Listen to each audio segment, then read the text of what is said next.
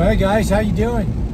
We're having a great day. We started out early this morning, got up super early to leave Monticello south, part of Elephant Butte, New Mexico State Parks, and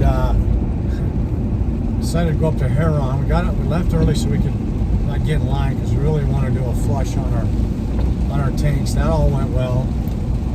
And then we drove all the way up through Albuquerque into Santa Fe and got on this 285. Oh my gosh, guys, you got to plan for that. 285 going through Santa Fe, New Mexico is a beast. And what I mean by that is it's slow, there's a lot of traffic, and it's stoplight, for 25 miles. So keep that in mind if you're ever going up or down through there. That took us a long time. Then we got up to Heron, New Mexico Lake Reservoir, whatever, and that's where our campsite was. And when we got there, we dumped. So what we did when we left Monticello is we put water in our tanks and put in a couple of these drops. It's supposed to help clean it up. And we figured 6 or 7 hours of it sloshing around would help us clean it out. So when we got up to Heron, we pulled into the dump station and we dumped, and we noticed when we got there that had a big padlock, and a new one at that, on the water, so we couldn't get any water. So we said, well, at least we got the dump. Doesn't, just because there's a lock there doesn't mean there's a lock on every one, right? The other ones. But when we got to our site, there was somebody that had already taken it, occupied it. Plus, it was just too tight. Probably should have filmed all that for you to get into our slot. So we decided to leave, and now we're back in the truck, and we're on our way to San Luis Lake, Colorado. Yeah, San Luis Lake, Colorado, where we can park with the fishing license that we got last year. There's the boss. I brought her with me, and we're gonna park there. We can park there for free, and they've got power, 50 amps. There's no water. Something about water this year, I guess. Anyway, that's where we're going. But we're going to stop in Alamosa first and pick up some water at the Maverick station. Yeah, we're going to pick up some water, and we're going to eat, and Patty's got to pee. TMI. And that's too much information, she says, but you know and I know, we all got to do it. Okay, now you're all up to date. We're in Colorado about 3 weeks earlier than we thought we were. We went over a peak that was like 10,000 feet with snow, and we're cruising on our way to this Maverick in Alamosa, and it's raining, but that's okay.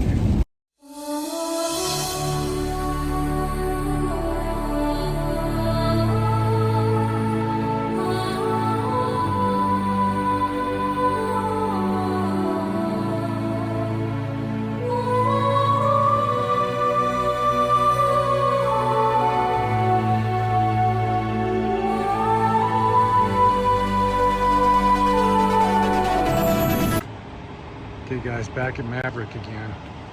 The Maverick's the best because they only have a place where you can fill it full of water.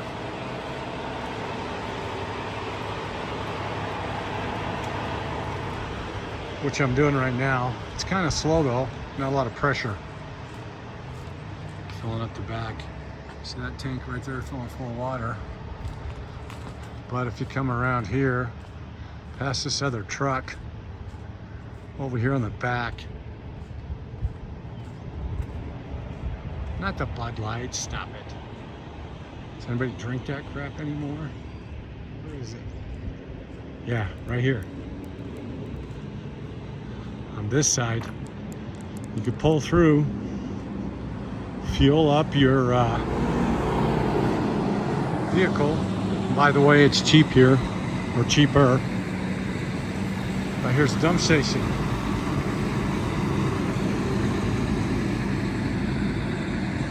There's the destructions. So what are you doing, baby? We went to Wally World and got some groceries, and Patty's trying to put stuff away, and drawers are coming out. I only went about 50 miles, and we went to Wally World to stock up, and Patty's just trying to put everything away because that's the way she works. Pillows in there to keep the stuff from falling. Just shut the door, should be okay.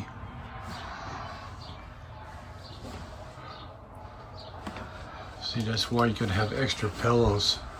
Sometimes just to keep stuff from falling, and sometimes for grandbabies when they sweep over. You got it? The rest of it should be fine sitting right there, right?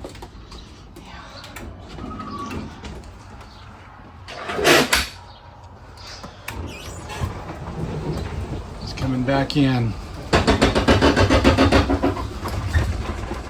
Okay, now on the other side.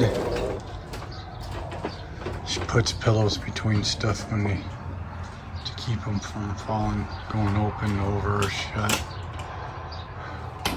Gotta lock up the fridge. And then this slide comes in. Look around, make sure nothing fell. Okay. Now we go. Bye-bye. So we gotta push those in a little bit.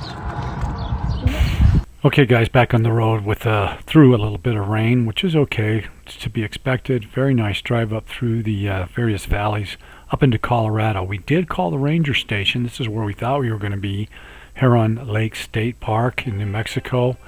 We did call the ranger station on a Sunday, and what was kind of interesting was they called us back, which was pretty nice, and they were very polite and told us how we could get a refund for that particular spot of ours, which was taken by somebody. We thought we were going to finish this all up with the great stays in New Mexico state parks, but that all failed, and so now we're actually pulled into a place where we were last year when we first come to Colorado, and this is San Luis Lake State Wildlife Park.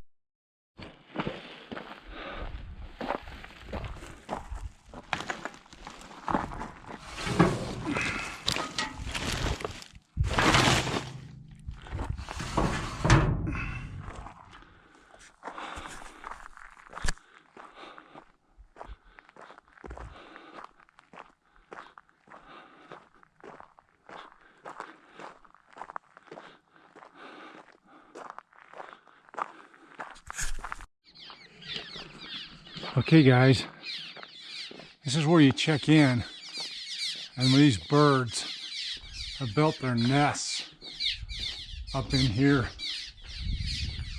This is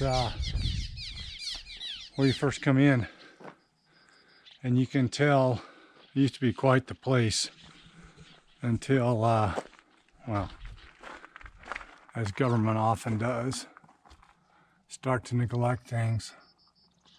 It's all locked up, but I guess if you want a brochure, you can crawl through this crack.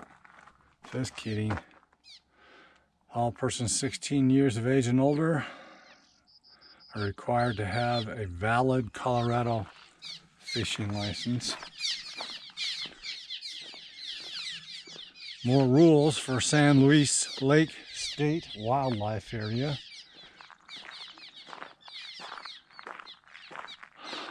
Come over here, there's a flagpole with no flag. I don't know why they've neglected this so much, but the good news is most of these look pretty bad shape. some murals of the area. You see the birds just love that up there, man. I've never seen them build them with mud before. That's pretty cool. And then there's day use areas. So I guess back in the day, you could come up here with your fishing pole. Don't understand this. People are such pigs, especially since there's a trash can right around the corner here. Look at this. Just trash everywhere. Somebody needs to come down and empty it. But obviously the bathroom itself is unlocked. It's pretty grody. Nobody's been around to do anything for a long time. But I kept the women's side open. I don't know if there's toilet paper in here or not. Nope, it's empty. Bring your own toilet paper, guys, and it smells good too. But anyway, I guess back in the day you could come down here and day use area. You see them all along here. And do a little picnicking, and then I guess the reservoir used to come all the way up here. Some fire rings around. You know, a lot of people see this as a mess. I see it as potential for what it could be again. But it's the state of Colorado for you. At least in terms of up here where it's at. Something happened where they gave up or lost on the water, having the water flow down here. And shut down most of it. Beautiful idea, great concept. Let's walk out here and see if this meter is turning. No, there's no power. I can hear it humming though. So there is power. But anyway, this is in the back in the day. This is where you would check in. Pretty cool. Or at least it used to be. You can see on the top there, it's probably small. There's a radio antenna. And the roof says it's 13.2. We didn't drive underneath of it. We went around the other side. I don't know what road this is, but if you go that direction, which is west on this main road here, and it's in good shape, really good shape. Looks like it's been recently paved. You go that way about 8 miles, you're going to run into the city of Mosca. It's not very big, but you can get diesel there and gas. There's a little store there. Never stop there. Their gas is about 20 to 30% more expensive than getting it in town of Amarosa. Amarosa has a Walmart, probably a Fry's or Smith's, something like that. But we go to the Fry's there. Super Walmart's really big. It's really nice. If you span this way into the sun and going east, and you go up this road, you're going to run into the sand dunes, which has a park up there. Last year, my grandbabies played in the sand dunes up there when they came out to visit us.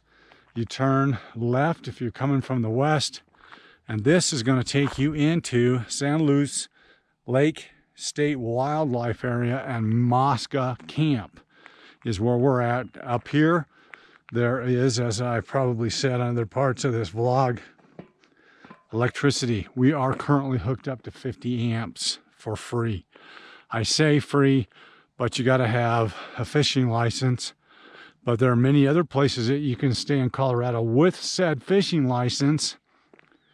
And so it makes it really worthwhile. I think I paid 35 or 40 bucks. Patty paid 35 or 40 bucks for us to camp for a whole year with that fishing license. Pretty cool. So This is the road I'm walking in, and Camp Mosca is about 1.5 miles up this road. And it's worth it. It has a dump. It has, dump station, and it has trash pickup. No water. So when you come out here, be prepared for that. Have your tanks full. And we go to, as I showed you in this vlog already, or will be coming up, we go to Maverick. The price for the diesel is $3.65. Sorry, I'm breathing so much. I just came from Arizona where the elevation is like 1,000 feet. And I'm up here where it's 7. So my lungs have got to get acclimated to the height. But it will, because I lived most of my life in this elevation. But anyway, coming in, this is where you come in, and Mosca Park, or RV Park, is up here, which has a dump, which has trash, which has no water. Get it at the Maverick in Amorosa. If you've been out here before yourself and you know where to get water closer, put it down in the comments, and we'll be glad to respond to it. But you can see way out there in the distance, probably not very well in this video, there is the station, or the place where you used to check in when the place was open, down there. But state of Colorado has not shown this place much love over the last several years, which is sad. Come on, guys. Back when this is open, I think it was back in 2017. This was a boat ramp. This was a launch. It's all closed up now. There's actually a boat dock over there. It doesn't look like anything's happened here in a long time.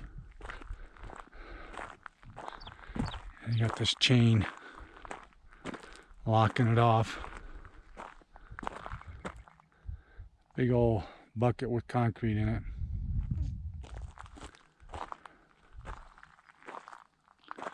And that used to be a reservoir back in 2015-16, I believe.